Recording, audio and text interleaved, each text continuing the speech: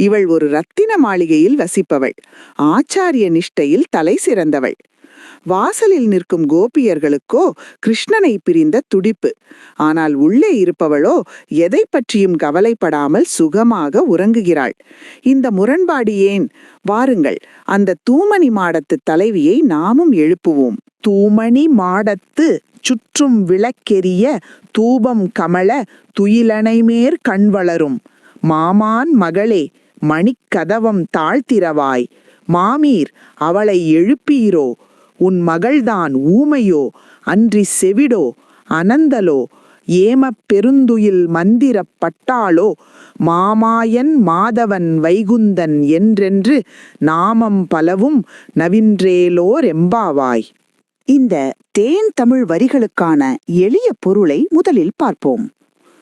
தூமணி மாடத்து குற்றமற்ற பரிசுத்தமான மாணிக்க கற்களால் கட்டப்பட்ட மாளிகையிலே சுற்றும் விளக்கு எரிய, நாலாபுறமும் விளக்குகள் பிரகாசமாக எரிந்து கொண்டிருக்க, தூபம் கமழ, நறுமணம் வீசும் சாம்பிராணி புகை எங்கும் பரவியிருக்க, துயில் அணைமேல் கண் வளரும் மெத்தென்ற படுக்கையின் மேல் சுகமாக உறங்குகின்ற மாமான் மகளே, என் மாமன் மகளே, உரிமை கொண்ட உறவே, மணிக்கதவம் தாழ் திறவாயாக, அந்த அழகிய மணிக்கதவின் தாழ்பாலை திறப்பாயாக.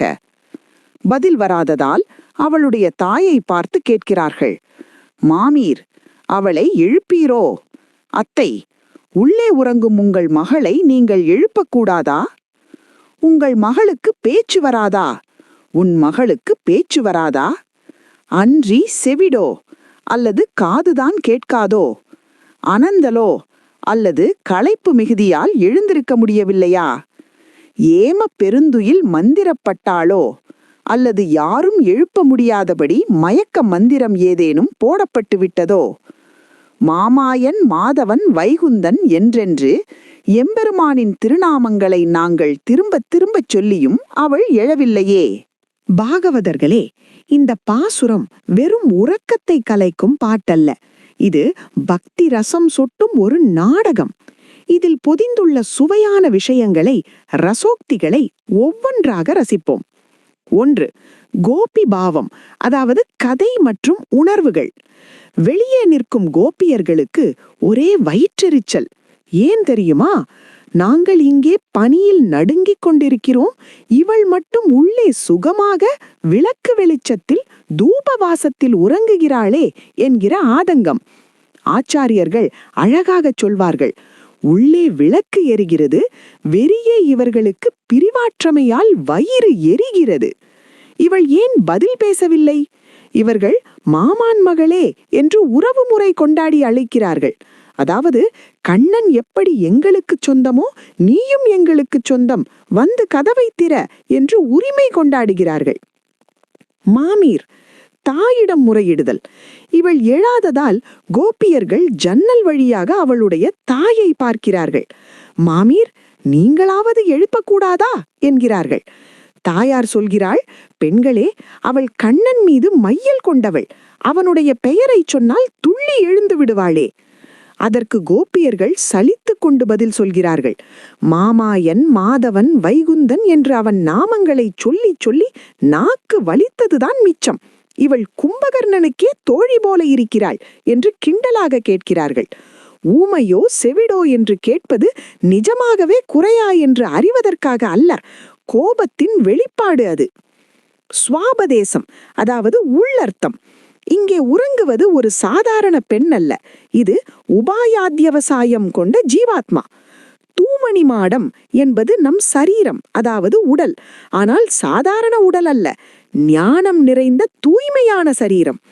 சுற்றும் விளக்கெரிய என்பது எங்கும் பறந்து விரிந்த ஞானம், அதாவது நாலேஜ் பிரகாசிக்கிறது.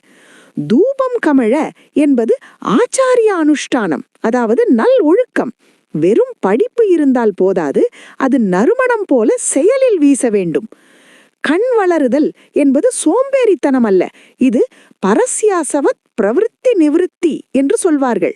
அதாவது எம்பெருமானே கதி, அவன் பார்த்து கொள்வான் என்று பாரத்தை போட்டுவிட்டு நிம்மதியாக இருக்கும் மகா விஸ்வாசம், அதாவது முழுமையான சரணாகதி. ஆச்சாரிய ஹிருதயம், கீ ஆனெக்டோட். நம் பூர்வாச்சாரியர்கள் இதற்கு ஒரு அற்புதமான விளக்கம் அளிப்பார்கள். தூமணி என்பதற்கு துவழில்லாத மணி என்று பொருள், அதாவது குற்றமில்லாத ரத்தினம். சம்சாரத்தில் உழல்பவர்கள் துவன்றவர்கள், முக்தர்கள் முன்பு துவண்டு பின் தெளிந்தவர்கள். ஆனால் நித்தியசுரிகள் என்றென்றும் குற்றமில்லாத தூய்மையான மணிகள். இங்கே ஆண்டாள் எழுப்புவது அப்படி புயர்ந்த நிலையில் இருந்து இறைவனை அனுபவிக்கும் ஒரு உத்தம பக்தையைத்தான். மையக்கருத்து, கீ மெசேஜ். இந்த பாசுரம் நமக்கு உணர்த்தும் பாடம் என்ன? நாம் எவ்வளவு பெரிய ஞானியாக இருந்தாலும், அதாவது விளக்கு எரிந்தாலும், எவ்வளவு நல்ல அனுஷ்டானம் இருந்தாலும், அதாவது தூபம் கமண்டாலும், பாகவதர்களோடு அதாவது அடியார்களோடு சேராமல் தனித்து அனுபவிப்பது வைணவ சம்பிரதாயத்தில் சிறப்பல்ல. கூடவிருந்து குளிர வேண்டும். எல்லோரும் சேர்ந்து இறைவனை பாடுவதே உண்மையான ஆனந்தம். அந்த ஆனந்தத்திற்காகத்தான் ஆண்டாள் இவளை வற்புறுத்தி எழுப்புகிறாள். நாமும் அந்த ஆனந்தத்தை பெற மாமாயன் மாதவன் வைகுந்தன் என்று அவன் திருநாமங்களை சொல்லி நம் அஞ்ஞானம் என்னும் உறக்கத்தை கலைப்போம். ஆண்டாள் திருவடிகளே சரணம். நம்மிடம்